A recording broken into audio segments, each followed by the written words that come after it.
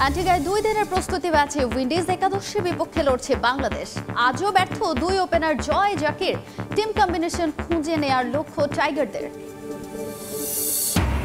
জোড়া তালি দিয়ে চলছে বিসিবি, স্বীকার উপদেষ্টা আসিফ মাহমুদের। ক্রীড়া সংস্থা সংস্কারের পর বোর্ডে আসবে নতুন পরিচালক। বাফুফেতে আর্থিক কেলেঙ্কারি হলে ব্যবস্থা নেয়ার পরামর্শ।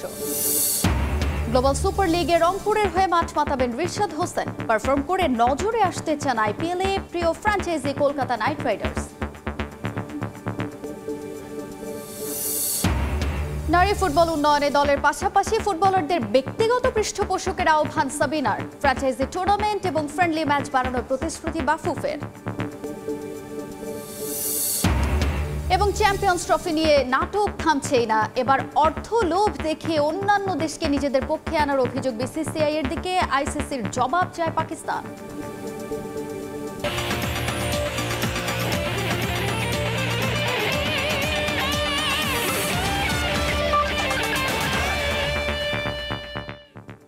দেখছিলেন শিরোনাম, এবারে বিস্তারিত জানাবো। ক্রিকেট বোর্ড জোড়া তালি দিয়ে চলছে। ক্রীড়া সংস্থাগুলো সংস্কার করে বিসিবিতে নতুন পরিচালক আনা হবে বলে জানিয়েছেন যুব ক্রীড়া উপদেষ্টা আসিফ মাহমুদ সজীব ভুঁইয়া। বিসিবি, বাফুফে ও অন্য যে কোনো ফেডারেশনের অডিট রিপোর্টে গড়মিল পাওয়া গেলে ব্যবস্থা নেবে মন্ত্রণালয়।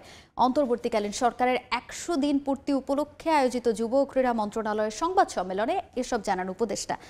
স্টেডিয়ামের দোকান বরাদ্দের বিষয়টি কমিটির পরামর্শ নিয়ে নতুন করে বণ্টন করা হবে। সুযোগ থাকলে বাংলাদেশ সাউথ এশিয়ান গেমস আয়োজন করতে চায় বলেও জানান তিনি। গণ অভ্যুত্থান পরবর্তী নতুন বাংলাদেশের দায়িত্ব নিয়ে ক্রীড়াঙ্গন সংস্কারের ঘোষণা দেন যুব ও ক্রীড়া উপদেষ্টা আসিফ মাহমুদ সজীব ভুঁইয়া। অন্তর্বর্তীকালীন সরকার পূরণ করেছে 100 দিন। দায়িত্ব নেয়ার পর কি কি চ্যালেঞ্জ মোকাবেলা করেছে যুব ও ক্রীড়া মন্ত্রণালয়, আশ্বাসের কতটুকুই বা বাস্তবায়ন করতে পেরেছে। ক্রিকেট বোর্ডের নেতৃত্বে এসেছে পরিবর্তন। ফারুক আহমেদ দায়িত্ব নিলেও পুরোদমে সচল নয় বিসিবি। যুব ও ক্রীড়া উপদেষ্টাও স্বীকার করলেন বিষয়টি। নতুন পরিচালক আনার ব্যাপারেও কাজ চলছে বলে জানান তিনি। দুঃখজনক যে আমাদের স্পোর্টসকে যেভাবে পলিটিসাইজ করা হয়েছে, বিসিবিতে তো কোনো ধারাবাহিকতার ব্রিজ হওয়ার কথা ছিল না। যদি স্পোর্টসে পলিটিসাইজ না করা হতো, বিসিবিতে পলিটিক্যাল লোকজন না থাকতো, তাহলে দেশে একটা পরিবর্তন হলেও বিসিবি তার মতোই থাকতে পারতো, ধারাবাহিকভাবে তার কার্যক্রম পরিচালনা করতে পারতো। নিয়মতান্ত্রিকভাবে আমরা বিসিবিতে পরিবর্তনটা এনেছি এবং এটা বাস্তব যে জোড়াতালি দিয়ে চলছে, কারণ অনেক ডিরেক্টররা এখন নেই। তবে ফেডারেশনগুলোর অনিয়ম নিয়ে সোচ্চার মন্ত্রণালয়। বেশ কয়েকটি কমিটি কাজ করছে সংস্কারে। জেলা ও বিভাগীয় সংস্থার দায়িত্বে এসেছেন নতুনরা। আর্থিক অনিয়মে ছাড় দেওয়া হবে না বিসিবি ও বাফুফেকে। নতুন নেতৃত্ব দায়িত্ব নেওয়ার পরে বিসিবি এবং বাফুফে উভয়কেই এক্সটার্নাল অডিট করার জন্য মন্ত্রণালয়ের পক্ষ থেকে আমরা নির্দেশনা দিয়েছি। বিসিবি ইতিমধ্যেই এক্সটার্নাল অডিট শুরু করেছে এবং বাফুফেও শুরু করবে, এবং সেখানে আর্থিক কেলেঙ্কারির যদি কোনো পাওয়া যায় তাহলে সেক্ষেত্রে আইনি ব্যবস্থা নেওয়ার জন্য আমাদের পক্ষ থেকে নির্দেশনা দেওয়া আছে। যে স্টেডিয়ামগুলোতে যে দোকানগুলো রয়েছে, বারবার হাত বদল হতে হতে সেটার ভাড়া দেখা যাচ্ছে সরকার পায় 7-8 হাজার, কিন্তু আসল ভাড়া 2 লাখের কাছাকাছি। পরিবর্তন আনার জন্য আমরা একটা কমিটি করেছিলাম এনএসসি থেকে। সেই কমিটির প্রস্তাবনা দাখিল হবে বলে আমি জানতে পেরেছি, এবং সেই প্রস্তাবনার ভিত্তিতে আমরা সেগুলোর একটা ব্যবস্থাপনার সিদ্ধান্ত নেব। তরুণ উপদেষ্টার সামনে চ্যালেঞ্জ ছিল দায়িত্ব সঠিকভাবে পালন করার। বিগত 100 দিনে নিজের কার্যক্রম নিয়ে সন্তুষ্ট হলেও সুযোগ ছিল আরও বেশ কিছু করার। সামনে সুযোগ পেলে সাউথ এশিয়ান গেমস আয়োজন করতে চায় বাংলাদেশ। সাফের ব্যাপারে যেটা বললেন, যদি আমাদের সুযোগ থাকে আমরা অবশ্যই সেই সুযোগ নেওয়ার চেষ্টা করব, কিন্তু যেহেতু এখনো আমাদের ওই ধরনের কোনো অ্যাপ্রোচ কিংবা আলোচনা হয়নি। যুব ও ক্রীড়া মন্ত্রণালয়ের পাশাপাশি আসিফ মাহমুদ দায়িত্ব পালন করেছেন শ্রম ও কর্মসংস্থান মন্ত্রণালয়েরও। নানা প্রতিকূলতার মধ্যে কাজ করায় ইচ্ছা থাকলেও বেশ কিছু বিষয়ে উন্নতি আনা সম্ভব হয়নি। তারেক হাসান শিমুল, সময় সংবাদ, ঢাকা। আইপিএলে খেলাটা স্বপ্ন হলেও এ নিয়ে খুব বেশি উচ্ছ্বাস নেই রিশাদ হোসেনের। তবে পছন্দের দল কলকাতা নাইট রাইডার্স। বিশ্বের সবচেয়ে বড় ফ্র্যাঞ্চাইজি লিগের সুযোগ পেলে নিজের সেরাটা দিতে চান এই লেগ স্পিনার। আসন্ন গ্লোবাল সুপার লিগে পারফরমেন্স দিয়ে সবার নজর কাটতে চান তিনি। বোলিংয়ের সঙ্গে ব্যাটিংয়েও আগের চেয়ে উন্নতি করেছেন বলে জানান রিশাদ। এদিন গ্লোবাল সুপার লিগ সামনে রেখে শেষ মুহূর্তের অনুশীলন করেছে রংপুর রাইডার্স।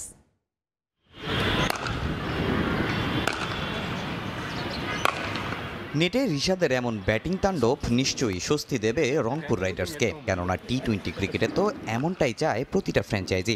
সঙ্গে বোলিংটাও যদি থাকে ঠিকঠাক তাহলে তো আর কথাই নেই। বর্তমানে টি-20 ক্রিকেটে বাংলাদেশের অন্যতম ভরসা যে রিশাদ হোসেন সেটা আর বলার অপেক্ষা রাখে না। তাই তো বিশ্বমঞ্চের লড়াইয়ের জন্য তাকে দলে ভিড়িয়েছে রাইডার্স। এই রিশাদ এবার নাম দিয়েছেন আইপিএল এর নিলামে। বিশ্বের সবচেয়ে বড় ফ্র্যাঞ্চাইজি টুর্নামেন্ট নিয়ে কি ভাবছেন রিশাদ? ইচ্ছা তো সবার থাকে, বাট বেশি আশা করা ভালো না। আমি আশা করি না কখনো কোনো কিছু না, তাহলে কষ্ট পাবো না। নর্মালি এরকম আমি চিন্তা করি না কখনো, যেমন বিপিএল এর ড্রাফট নিয়েও চিন্তা করি না, যে নর্মাল থাকার চেষ্টা করি, যে কিছু একটা তো সব কিছু আল্লাহর হাতে। ফেভারিট কলকাতা টিমের ভালো লাগে আর কি। শাহরুখ খান না, আমার কলকাতার সাকিব ভাই খেলছে, লিটন দা খেলছে, তো নর্মাল ভালো লাগে। একটি ফ্র্যাঞ্চাইজি লিগ সুযোগ করে দেয় আরেকটা ফ্র্যাঞ্চাইজি লিগে খেলার। রিশাদ খেলতে যাচ্ছেন গ্লোবাল সুপার লিগে। এই টুর্নামেন্টকে বড় চ্যালেঞ্জ হিসেবে নিয়েছেন এই লেগ স্পিনার। এখানে ভালো করে অন্য ফ্র্যাঞ্চাইজি টুর্নামেন্টের দুয়ার খুলতে চান রিশাদ। বাংলাদেশের 18 কোটি মানুষের একটা প্রাণ নিয়ে যাচ্ছে আর কি।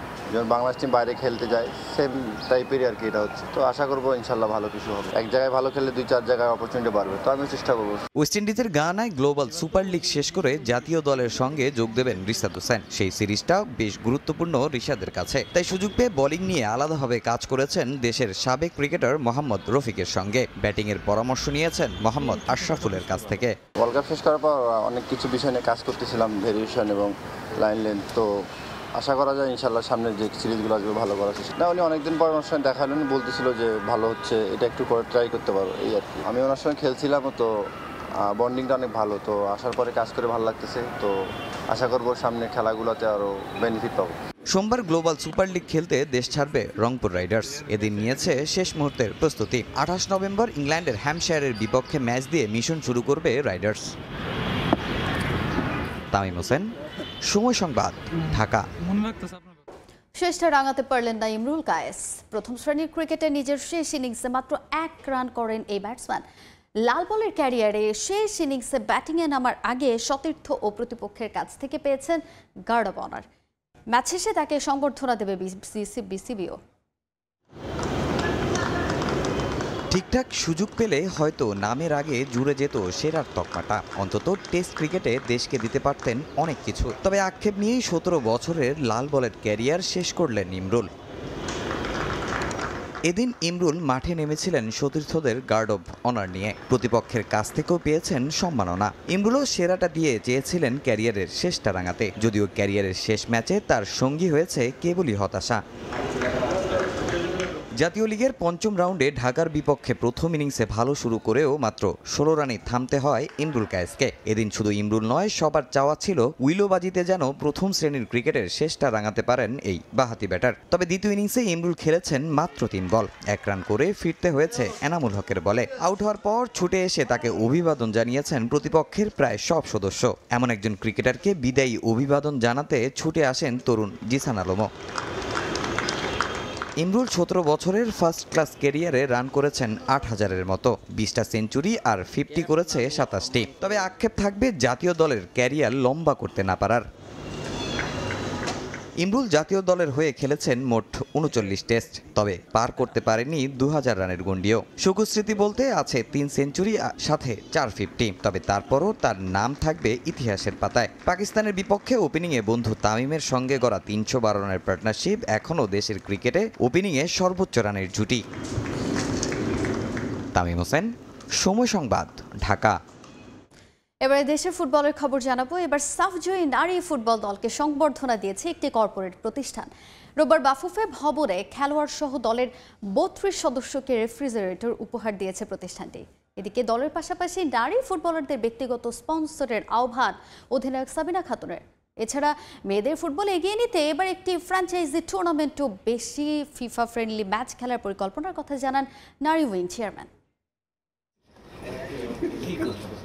টানা দ্বিতীয়বারের মতো সাফের শিরোপা জয়ের পর প্রশংসায় ভাসছে নারী ফুটবল দল। পেয়েছে একাধিক সংবর্ধনাও। এবার সাবিনাদের সংবর্ধনা দিয়েছে দেশের একটি কর্পোরেট প্রতিষ্ঠান। খেলোয়াড়, কোচিং স্টাফ ও কর্মকর্তা মিলিয়ে মোট 32 সদস্যকে রেফ্রিজারেটর উপহার দিয়েছে প্রতিষ্ঠানটি। মেয়েদের খেলাধুলায় উৎসাহিত করতে বাফুফে ভবনে নারী ফুটবল দলকে পুরস্কার তুলে দেন প্রতিষ্ঠানটির সিনিয়র নির্বাহী পরিচালক। এ সময় উপস্থিত ছিলেন বাংলাদেশ নারী ফুটবল দলের হেড কোচ ও নারী উইংস চেয়ারম্যানও। আগামীতেও নারী ফুটবলের পাশে থাকার প্রতিশ্রুতির কথা জানায় প্রতিষ্ঠানটি। আমাদের এই ধারাবাহিকতা অব্যাহত রাখবো। মেয়েদের টানা সাফল্যে পৃষ্ঠপোষকতায় আগ্রহ বাড়ছে বিভিন্ন কর্পোরেট প্রতিষ্ঠানের। তবে দলের পাশাপাশি ফুটবলারদের ব্যক্তিগত স্পন্সরেও আহ্বান অধিনায়ক সাবিনা খাতুনের। পাকিস্তান, নেপাল, ভুটান এদের হচ্ছে ইন্ডিভিজুয়াল কিছু প্লেয়ারের স্পেসিফিক হচ্ছে ইন্ডিভিজুয়াল স্পন্সর আছে, যেটা হচ্ছে আমাদের দেশে নাই।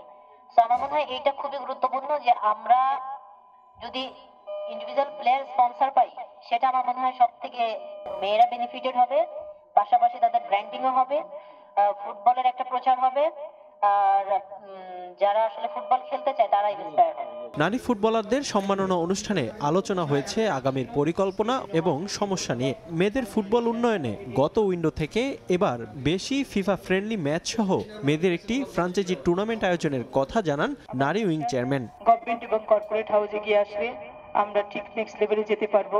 আগামী বছর আশা করতেছি যে আমরা ফ্রাঞ্চাইজি লিগটা করব। একইভাবে লিগের যাতে আমাদের বড় টিমগুলো পার্টিসিপেট করে, সেটার জন্য আমার অবশ্যই চেষ্টা সবসময় ছিল, এখনো থাকবে। আমাদের টার্গেট আছে এই বছর অনেক বেশি ফিফা ফ্রেন্ডলি ক্লাব, আমরা অবশ্যই ফিফা ফ্রেন্ডলি খেলবো। সাফ জয়ের পর এবার নারী ফুটবলারদের বেতন বৃদ্ধির প্রত্যাশা খেলোয়াড়দের। রিফাতুল ইসলাম মিরন, সময় সংবাদ, ঢাকা। এবারে দেশের বাইরের ক্রিকেটের খবর। পাকিস্তান থেকে চ্যাম্পিয়ন্স ট্রফি সরিয়ে নিতে এবার অর্থের প্রভাব খাটাচ্ছে বিসিসিআই। হাইব্রিড মডেল কিংবা ভেন্যু স্থানান্তরে অংশগ্রহণকারী দেশগুলোর ক্রিকেট বোর্ডকে লোভনীয় অর্থ প্রস্তাব দিয়েছে ভারতীয় বোর্ড। শুধু তাই নয়, ভারতের প্রস্তাবে রাজি হলে ভবিষ্যতে বেশি বেশি দ্বিপাক্ষিক সিরিজ আয়োজনেরও অঙ্গীকার করেছে মোড়ল বোর্ড। বিসিসিআইয়ের বিরুদ্ধে এমন অভিযোগের খবর প্রকাশ করেছে পাকিস্তানের বেশ কিছু গণমাধ্যম। তবে টুর্নামেন্টের সূচি ঘোষণা মোটে 2 দিন বাকি থাকায় আইসিসির ওপর চাপ ক্রমেই বেড়ে চলেছে। বিসিসিআইকে বিশেষ সুবিধা দিতে আর্থিক ক্ষতির সম্মুখীন হওয়ার শঙ্কাও রয়েছে আইসিসির। চ্যাম্পিয়ন্স ট্রফির নাটকে এবার নতুন এক মোড়। পাকিস্তানে গিয়ে টুর্নামেন্টে অংশগ্রহণ না করার সিদ্ধান্তে অনড় অবস্থানে ভারত, আর টুর্নামেন্ট নিজেদের দেশে আয়োজনের সব ধরনের চেষ্টা চালিয়ে যাচ্ছে পাকিস্তান। ভারতের অসম্মতিতে পাকিস্তান থেকে টুর্নামেন্ট সরিয়ে নিতে সায় দিয়েছে ক্রিকেটের সর্বোচ্চ নিয়ন্ত্রক সংস্থা আইসিসিও। আর ভারতের পক্ষে অবস্থান নেয় আইসিসির ওপর ক্ষুব্ধ পাকিস্তানের ক্রিকেট ভক্তরা। আয়োজক পাকিস্তানও নাছোড়বান্দা। ভারত যদি চ্যাম্পিয়ন্স ট্রফি খেলতে পাকিস্তানে না যায়, তাহলে তারাও আর কখনো ভারতে তাদের কোনো দল পাঠাবে না বলে কড়া হুঁশিয়ারি দিয়ে রেখেছে। চ্যাম্পিয়ন্স ট্রফি আয়োজনের সম্ভাব্য ভেন্যু নিয়েও ইতোমধ্যেই জোর গুঞ্জন যে পাকিস্তানের মাটি থেকে সরে যাচ্ছে এই টুর্নামেন্ট। সম্ভাব্য ভেন্যু হতে পারে সাউথ আফ্রিকা, কিংবা টুর্নামেন্টের আয়োজক হবে বিসিসিআই। আর হাইব্রিড মডেলে টুর্নামেন্ট আয়োজনের গুঞ্জন তো বেশ পুরনোই। তবে পাকিস্তান কোনোভাবেই হাইব্রিড মডেল কিংবা আয়োজক সত্ত্ব হস্তান্তর করবে না বলে সাফ জানিয়ে দিয়েছে।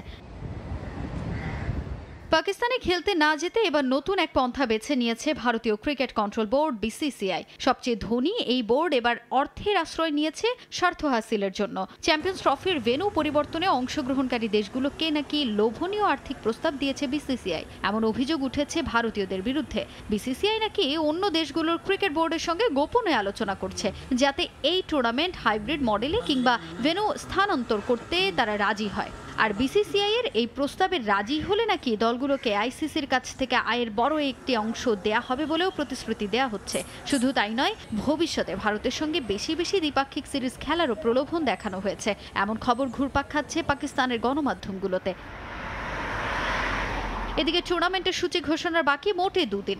এখন পর্যন্ত ভেন্যু নিয়ে কোনো পরিষ্কার তথ্য দেয়নি আইসিসি। 19 নভেম্বর সূচি ঘোষণার আগে আইসিসির ওপর চাপ বেড়েই চলেছে। সঠিক সময়ে সূচি প্রকাশ না করতে পারলে সম্প্রচার সত্ত্ব ও বাণিজ্যিক সব চুক্তিতে ক্ষতির মুখে পড়তে পারে ক্রিকেটের সর্বোচ্চ নিয়ন্ত্রক সংস্থা।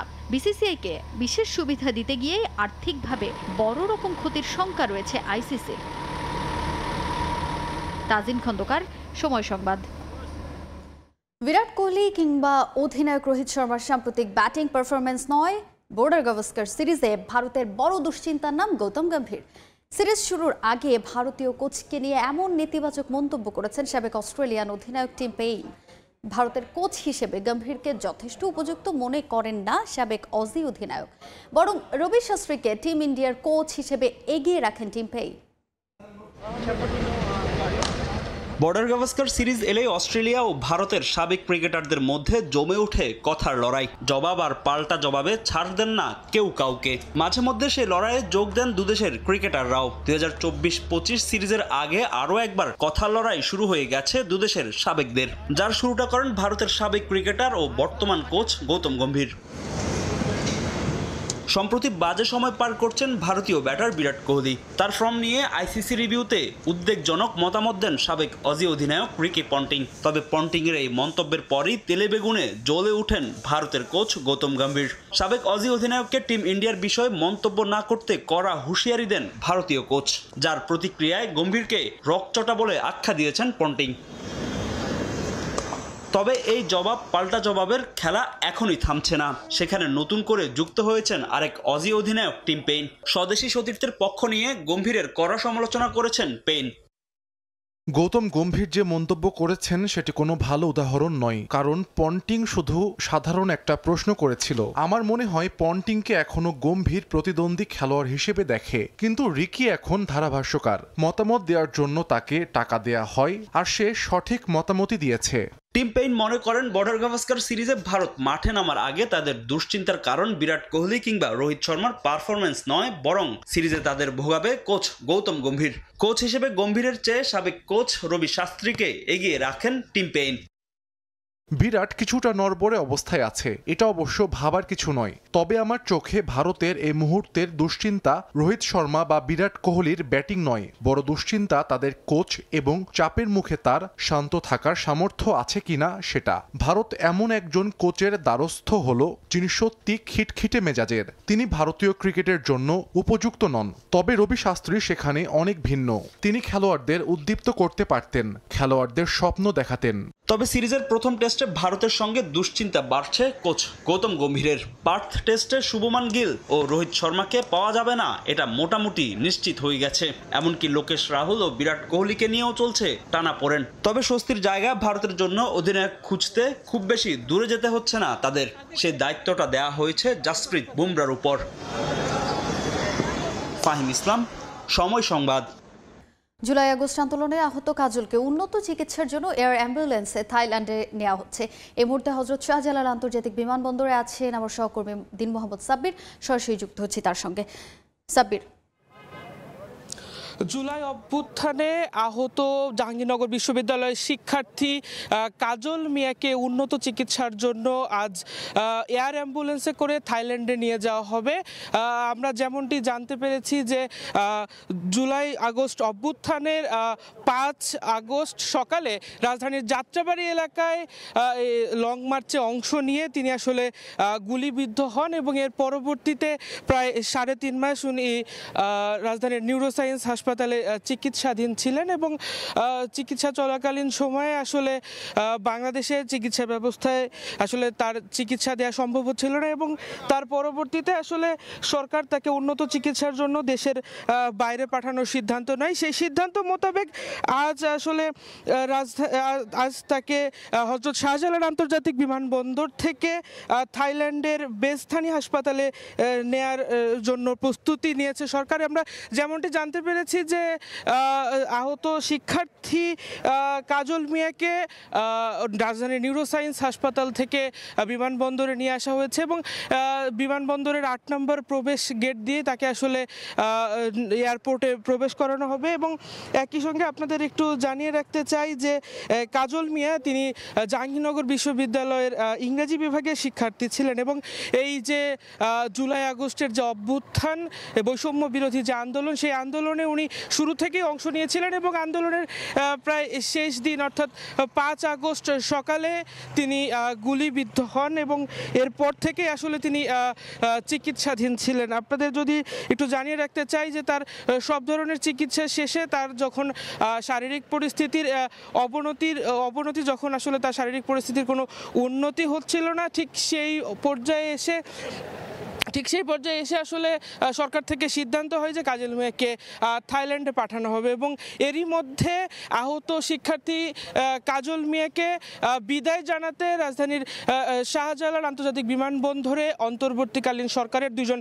উপদেষ্টা অর্থাৎ স্বাস্থ্য উপদেষ্টা এবং সাংস্কৃতিক উপদেষ্টা ইতিমধ্যে এখানে এসেছেন বলে আমরা জানতে পেরেছি। তো এই ছিল হযরত শাহজালাল আন্তর্জাতিক বিমানবন্দর থেকে সর্বশেষ। জুলাই আগস্ট আন্দোলনে আহত কাজলকে উন্নত চিকিৎসার জন্য এয়ার অ্যাম্বুলেন্সে থাইল্যান্ডে নেওয়া হচ্ছে সে খবর জানাতে আমার সহকর্মী দিন মোহাম্মদ সাব্বির বিমানবন্দর থেকে যুক্ত হয়েছিলেন। উয়েফা নেশনস লিগের হাই ভোল্টেজ ম্যাচে মুখোমুখি হবে ফ্রান্স ও ইতালি। দুই দলই কোয়ার্টার ফাইনালে জায়গা করে নেয়। লড়াইটা মূলত গ্রুপের শীর্ষস্থান দখলের। এখন পর্যন্ত অপরাজিত আজুরিরা না হারলেই হবে। অন্যদিকে শেষ ম্যাচে হোঁচট খাওয়ায় লেস ব্লুসের জিততে হবে অন্তত 2 গোলের ব্যবধানে। সান সিরোতে ম্যাচ শুরু রাত 2:45। ফুটবলে ফ্রান্স ইতালি মানেই বক্স অফিস হিট। 2000 সালে ইউরো ফাইনাল কিংবা 2006-এর বিশ্বকাপ ফাইনাল, দুই দলের সাক্ষাৎ বরাবরই আগ্রহের কেন্দ্রবিন্দুতে থাকে ফুটবল প্রেমীদের। নেশনস লিগের ব্যানারে আবারও মুখোমুখি হবে দুই সাবেক বিশ্ব চ্যাম্পিয়ন। ঐতিহাসিক সান সিরোতে ফরাসিদের আতিথ্য দেবে স্প্যালেত্তির শিষ্যরা। এখন পর্যন্ত টুর্নামেন্টে অপরাজিত ইতালি। ফ্রান্সের কাছে অন্তত 2 গোলের ব্যবধানে না হারলেই টেবিল টপার হয়ে কোয়ার্টার ফাইনাল। নেশনস লিগের প্রথম লেগে ফরাসিদের মাঠেই তাদেরকে হারিয়েছিল আজুরিরা।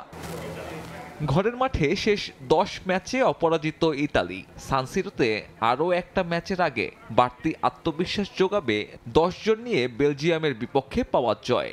ইনজুরি দুশ্চিন্তা না থাকায় ডিমার্কো বারেল্লাদের নিয়ে 3-5-1-1 ফরমেশনে কৌশল সাজাবেন স্প্যালেত্তি। অন্যদিকে এই ম্যাচের আগে বেশ চাপেই আছে ফ্রান্স। এমবাপে ইস্যুতে এরই মধ্যে বিতর্কে জড়িয়েছেন কোচ দিদিয়ের দেশাম। সে বিতর্কের আগুনে ঘি ঢেলেছে ইসরায়েল ম্যাচ। ঘরের মাঠে র্যাঙ্কিংয়ে পিছিয়ে থাকা দলটাকে হারাতে পারেনি ফরাসিরা। ইনজুরির কারণে এই ম্যাচে তারা পাচ্ছে না দেমবেলে ফোফানাদের সার্ভিস। ইসরায়েলের বিপক্ষে হোঁচট খাওয়ায় ফ্রান্সের জন্য সমীকরণটা বেশ কঠিন। কোয়ার্টার ফাইনাল নিশ্চিত হলেও টেবিল টপার হতে ইতালিয়ানদের অন্তত 2 গোলের ব্যবধানে হারাতে হবে দেশম শীর্ষদের। তবে এমবাপেবিহীন ফরাসিদের আক্রমণ ভাগের অবস্থা যাচ্ছে তাই। ইসরায়েলের বিপক্ষে 24 শটের বিপরীতে গোল করতে ব্যর্থ স্বাগতিকরা। বাঁচা মরার সমীকরণ না হলেও সান সিরোতে এক্সাইটিং ফুটবল ম্যাচের অপেক্ষা এখন। শেষ 5 ম্যাচে তাদের কোনো দ্বৈরথই নিষ্পত্তি ঘটেনি ড্রতে। পরিসংখ্যানে ফ্রান্স 3-2-তে এগিয়ে থাকলেও ইতালির কাছে আজ সুযোগ হেড টু হেডের সংখ্যায় সমতা টানার। পেরুর বিপক্ষে বিশ্বকাপ বাছাই ম্যাচে মাঠে নামার আগে দুঃসংবাদ পেল আর্জেন্টিনা। ইনজুরির কারণে ছিটকে গেছেন নাহুয়েল মলিনা ও ক্রিস্টিয়ান রোমেরো। বছরের শেষ ম্যাচে নরবরে রক্ষণ নিয়েই মাঠে নামতে হবে লিওনেল স্ক্যালোনিকে। পেরুর বিপক্ষে ম্যাচের জন্য স্কোয়াডে ডাকা হয়েছে সাবেক ফুটবলার দিয়েগো সিমিওনের ছেলে জুলিয়ানো সিমিওনোকে। টানা দ্বিতীয় কোপা আমেরিকা জয়ের পর অনেকটাই ছন্ন ছাড়া আর্জেন্টিনা ফুটবল দল। বিশ্বকাপ বাছাইয়ে লাতিন আমেরিকা অঞ্চলের পয়েন্ট টেবিলের শীর্ষস্থান ধরে রাখলেও শেষ 4 ম্যাচের ফলাফল খুব একটা আশা দেখাচ্ছে না সমর্থকদের। ঘরের মাঠে বলিভিয়ার বিপক্ষে বড় জয় পেলেও প্রতিপক্ষের মাঠে খেলা 3 ম্যাচেই হোঁচট খেয়েছে আলবিসেলেস্তে, যার 2টিতেই হেরেছে লিওনেল মেসির দল। প্যারাগুয়ের বিপক্ষে ম্যাচে রেফারির সঙ্গে বাজে আচরণের পরও এই যাত্রায় পার পেয়ে গেছেন মেসি। তবে আসুনসিওনে হারের পর প্রকট হয়েছে দলের ইনজুরি সমস্যা। পরবর্তী ম্যাচে পেরুর বিপক্ষে পছন্দের একাদশ সাজানো নিয়েও বিপাকে পড়েছেন কোচ লিওনেল স্ক্যালোনি। প্যারাগুয়ের বিপক্ষে ম্যাচে 85 মিনিটে ইনজুরির কারণে মাঠ ছাড়েন নাহুয়েল মলিনা। তার বদলি হিসেবে বাকি সময় খেলেছেন মন্টিয়েল। ডান উরুতে তার চোট বেশ গুরুতর, যার কারণে পেরুর বিপক্ষে ম্যাচে খেলতে পারবেন না অ্যাটলেটিকো মাদ্রিদ ডিফেন্ডার। এছাড়াও ছিটকে গেছেন ক্রিস্টিয়ান রোমেরো। ইংলিশ ক্লাব টটেনহ্যামে খেলা এই ডিফেন্ডার আগে থেকেই পায়ের সমস্যায় ভুগছিলেন। প্যারাগুয়ের বিপক্ষে মাঠে নামেন ব্যথানাশক ইনজেকশন নিয়ে। তবে পরিস্থিতি আরও খারাপ হওয়ায় দল ছেড়ে ক্লাবে চলে গেছেন কুতি রোমেরো। বুয়েনোস আইরেসে তার জায়গায় পেরুর বিপক্ষে একাদশে দেখা যেতে পারে লিওনার্দো বালের্দিকে। এমন পরিস্থিতিতে চলতি বছরের শেষ ম্যাচে স্ক্যালোনি ডিফেন্স সামলানোর জন্য পাচ্ছেন মেদিনা, মন্টিয়েল, বালের্দি, ওতামেন্দি ও পেরেসকে। রক্ষণ নড়বড়ে হলেও নতুন করে কোনো ডিফেন্ডার ডাকেননি স্কালোনি, বরং দলে ডাকা হয়েছে অ্যাটলেটিকো মাদ্রিদের 21 বছর বয়সী ফরওয়ার্ড জুলিয়ানো সিমিওনকে। এখনও জাতীয় দলের হয়ে মাঠে নামার অপেক্ষায় থাকা জুলিয়ানো বাবা দিয়েগো সিমিওনের ক্লাব অ্যাটলেটিকোতে খেলেন। গেল সেপ্টেম্বরে আর্জেন্টিনা দলে ডাক পেলেও একাদশে সুযোগ পাননি সিমিওনে, যদিও হাভিয়ার মাসচেরানোর অলিম্পিক দলে ছিলেন। আর্জেন্টিনা অনূর্ধ্ব 23 দলের হয়ে 6 ম্যাচে 3 গোল আছে এই ফরওয়ার্ডের। সম্প্রতি অ্যাটলেটিকোর জার্সিতেও পেয়েছেন প্রথম গোল। ফিফা বিশ্বকাপ বাছাইয়ে 11 ম্যাচে 22 পয়েন্ট নিয়ে শীর্ষে অবস্থান করছে আর্জেন্টিনা। দ্বিতীয় ও তৃতীয় স্থানে যথাক্রমে আছে উরুগুয়ে ও কলম্বিয়া। 17 পয়েন্ট নিয়ে চতুর্থ স্থানে আছে ব্রাজিল। সাজিদ মুস্তাহিদ, সময় সংবাদ। কথায় কথায় ইনজুরিতে পড়া ফুটবলারকে দলে ফেরানোর কোনো মানেই হয় না। পালমেইরাস হাসপাতাল নয়, কেবল ফিট খেলোয়াড়দের সঙ্গেই চুক্তি হবে। নেইমারের সাইনিং নিয়ে গুঞ্জন প্রসঙ্গে কোনো রাগঢাক না রেখে এমন মন্তব্য করেছেন ব্রাজিলিয়ান ক্লাবটির সভাপতি। আর এতে আল হিলাল তারকার পরবর্তী গন্তব্য নিয়ে তৈরি হয়েছে অনিশ্চয়তা। অভাগা নেইমার রূঢ় বাস্তবতা টের পাচ্ছেন হাড়ে হাড়ে। কবছর আগেও ছিলেন ব্রাজিল ফুটবলের স্টার বয়, তাকে ঘিরেই পরিকল্পনা সাজাতো সেলেসাওরা। ক্যারিয়ারের সেরা সময়ে তাকে সবাই রাখতেন মেসি রোনালদোর কাতারে, কিন্তু সেই নেইমারই এখন ব্রাত্য। সৌদি ক্লাব আল হিলাল তাকে ছেড়ে দিতে চাচ্ছে, আগ্রহ নেই অন্য কোনো দলেরও। এ মৌসুম শেষে নাকি আর চুক্তি নবায়ন করবে না আল হিলাল। নেইমার নিজেও নাকি ভিন্ন কোথাও যেতে চাইছেন। নানা গুঞ্জনের মাঝে ব্রাজিলিয়ান ক্লাব পালমেইরাসের কথাও উঠেছিল, তবে স্বদেশি ক্লাবটি উড়িয়ে দিয়েছে ওই গুঞ্জন। শুধু তাই নয়, কড়া ভাষায় জানিয়ে দিয়েছে নেইমারকে নেয়ার কোনো ইচ্ছেই তাদের নেই। কোচ চাইলে আগামীকাল যোগ দিতে পারবে। আমি এমন কারো উপরই বিনিয়োগ করতে চাই। পালমেইরাস মেডিকেল ডিপার্টমেন্ট নয়, তাৎক্ষণিকভাবে মাঠে নামতে পারবে না এমন কারো সঙ্গে চুক্তির পক্ষে নই আমি। নেইমারের পরবর্তী ঠিকানা হিসেবে জোরে সোরে শোনা যাচ্ছিল দুটি ক্লাবের নাম। দুই বন্ধু মেসি সুয়ারেজের সঙ্গে ইন্টার মায়ামিতে রিইউনিয়নের সম্ভাবনার কথা যেমন ছিল, আবার শৈশবের স্বদেশি ক্লাব সান্তোসে ফেরার আভাসও পাওয়া যাচ্ছিল। তবে এই মুহূর্তে নাকি আক্রমণ ভাগে আর কাউকে যুক্ত করার কথা ভাবছেই না মায়ামি। অন্যদিকে সান্তোসের পরিকল্পনা সম্পর্কেও সুস্পষ্ট কোনো ধারণা পাওয়া যাচ্ছে না। তাই বার্সেলোনা থেকে রেকর্ড সাইনিংয়ে পিএসজিতে যোগ দেয়া ফুটবলারই মার্কেটে এখন অচল। ক্রিস্টিয়ানো রোনালদোকে আল নাসর সাইন করানোর পর সৌদি আরবের অন্য ক্লাবগুলোও ফুটবল বিশ্বের তারকাদের ভেড়াতে উঠে পড়ে লাগে। অনেক হাক ডাক দিয়ে নাসরের বড় প্রতিদ্বন্দ্বী আল হিলাল 14 মাসে আল হিলালের হয়ে মাত্র 7 ম্যাচে মাঠে নামতে পেরেছেন তিনি। লিগামেন্টের ইনজুরির কারণে বাকি সময়টা থাকতে হয়েছে মাঠের বাইরে। মাকসুম আলম খান, সময় সংবাদ। ক্লাব বিশ্বকাপের ট্রফি উন্মোচন করে বিতর্কে জড়ালো ফিফা। ক্লাব শ্রেষ্ঠত্বের শিরোপায় একাধিক জায়গায় খোদাই করা হয়েছে সংগঠনটির সভাপতি জিয়ানি ইনফান্তিনোর নাম। নকশা কিংবা ইতিহাস তুলে ধরার কারণে প্রশংসিত হলেও ক্লাব প্রেসিডেন্টের এমন কর্মকাণ্ডের সমালোচনায় কম হচ্ছে না। যদিও সম্পূর্ণ নতুন আঙ্গিকে শুরু হতে যাওয়া এই টুর্নামেন্ট দিয়ে বদলে যাচ্ছে ক্লাব ফুটবলের পথরেখা। মাধ্যমে ফুটিয়ে তোলা হয়েছে সর্বজনীনতা। চার চাকতির একেবারেই কেন্দ্রে ঠাঁই পেয়েছে ফুটবলের শুরুর দিনের নিয়ম, বিভিন্ন আইকন আর স্টেডিয়ামের ছবি। তবে এত সব ডিটেইলড ডিজাইন ছাপিয়ে বিতর্কের জন্ম দিয়েছেন ফিফা সভাপতি। ছোট্ট এই ট্রফির দুটি ভিন্ন জায়গায় খোদাই করেছেন নিজের নাম। একটা অংশে ফাউন্ডিং প্রেসিডেন্ট হিসেবে জিয়ান্নি ইনফ্যান্তিনোর নাম আর সিগনেচার, আরেকটা অংশে আবারও নিজের নাম ফিফার এই সংস্করণের মূল অনুপ্রেরণা হিসেবে। Oh yes, absolutely. The FIFA Club World Cup trophy is an object of desire. When I first saw it coming to life, I said, well, wow, that's it. The trophy sends a message of prestige and excellence whilst honoring the past. Football বিশ্বকাপ শুরুর সময়ে তৎকালীন FIFA সভাপতিও নিজের নামে রেখেছিলেন ট্রফির নাম। যদিও জুলে রিমে নাম ছাপিয়ে ফুটবল পরে এগিয়ে গেছে নিজের গতিতে। ফিফা ক্লাব বিশ্বকাপের ক্ষেত্রেও একই কাজ করলেন বর্তমান সভাপতি। একটা ট্রফিতে দুটি ভিন্ন জায়গায় কেন নাম খোদাই করা হবে তা নিয়েও সমালোচনা তুঙ্গে। আগামী 5 ডিসেম্বর 24 ক্যারেট স্বর্ণে তৈরি ট্রফি প্রথমবারের মতো জনসম্মুখে আসবে। মায়ামির টুর্নামেন্ট ড্রর জন্য আপাতত অপেক্ষা এই আসরের 32 আর সবশেষ দলের। 1 ডিসেম্বর কোপা লিবার্তাদোস ফাইনালে যারা জিতবে তারাই জায়গা করে নেবে প্রথম সংস্করণে। 32 দলকে 8টি গ্রুপে ভাগ করে জুলাই আগস্ট আন্দোলনে আহত কাজলকে উন্নত চিকিৎসার জন্য এয়ার অ্যাম্বুলেন্সে থাইল্যান্ডে নেওয়া হচ্ছে। এই মুহূর্তে আমার সহকর্মী দিন মোহাম্মদ সাব্বির আছেন বিমানবন্দরে, সরাসরি যাচ্ছি তার কাছে। সাব্বির,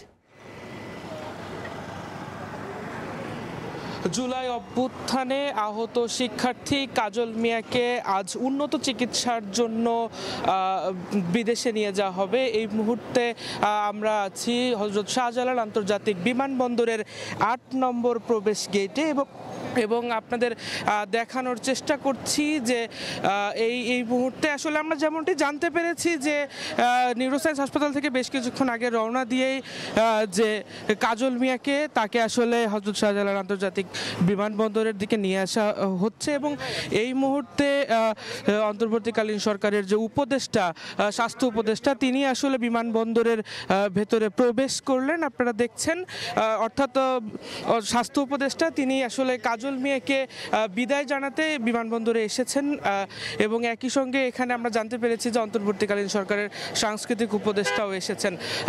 আমরা যেমনটি জেনেছি আসলে অর্থাৎ কাজল মিয়াকে যে বহরটি নিয়ে আসছে সেই বহরে থাকা একজন চিকিৎসকের সূত্রে আমরা যেমনটি জেনেছি যে তাকে নিয়ে অলরেডি তারা বিমানবন্দরের উদ্দেশ্যে রওনা দিয়েছেন এবং এখন কিছুক্ষণের মধ্যেই হয়তো কাজল মিয়াকে হযরত শাহজালাল আন্তর্জাতিক বিমানবন্দরে নিয়ে আসা হবে এবং তারপরে আসলে এয়ার অ্যাম্বুলেন্সে করে তাকে আসলে থাইল্যান্ডে নিয়ে যাওয়া হবে বলে আমরা জানতে পেরেছি। আপনারা দেখছেন যে হযরত শাহজালাল আন্তর্জাতিক বিমানবন্দরের 8 নম্বর প্রবেশ গেটে সরকারের ঊর্ধ্বতন কর্মকর্তারাও এসছেন এবং তাকে আসলে নিয়ে আসা হবে। আপনাদের যদি একটু জানিয়ে রাখতে চাই যে কাজল মিয়া আসলে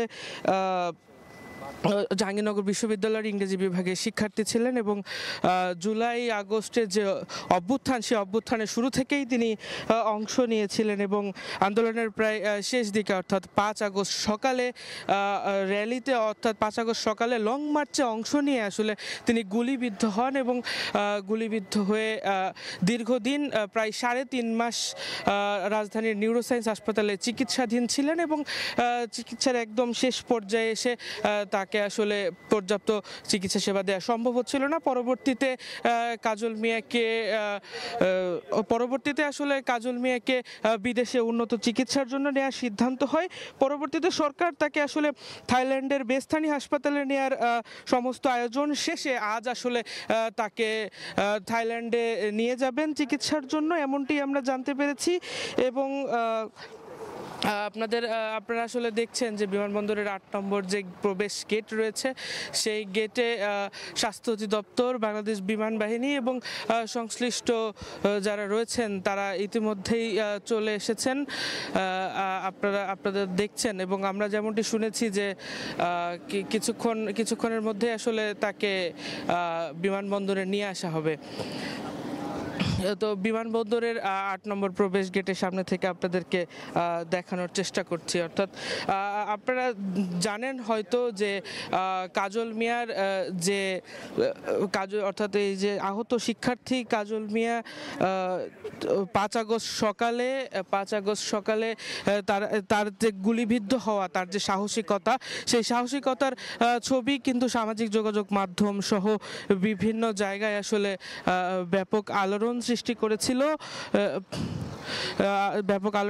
করেছিল। তো পরবর্তীতে আসলে রাজধানীর নিউরোসায়েন্স হাসপাতালে চিকিৎসাধীন থাকার পর উন্নত চিকিৎসার জন্য কাজল মিয়াকে থাইল্যান্ডে নেয়ার ব্যবস্থা করা হয় এবং তো এই ছিল হযরত শাহজালাল আন্তর্জাতিক বিমানবন্দরের 8 নম্বর গেট থেকে আমার কাছে সর্বশেষ। জুলাই আগস্ট আন্দোলনে আহত কাজলকে উন্নত চিকিৎসার জন্য থাইল্যান্ডে নেওয়া হচ্ছে। দর্শক, আমাদের সহকর্মী দিন মোহাম্মদ সাব্বির সে খবর বিমানবন্দর থেকে জানাচ্ছিলেন। এই ছিল খেলার সময়ে, সঙ্গেই থাকুন সময়।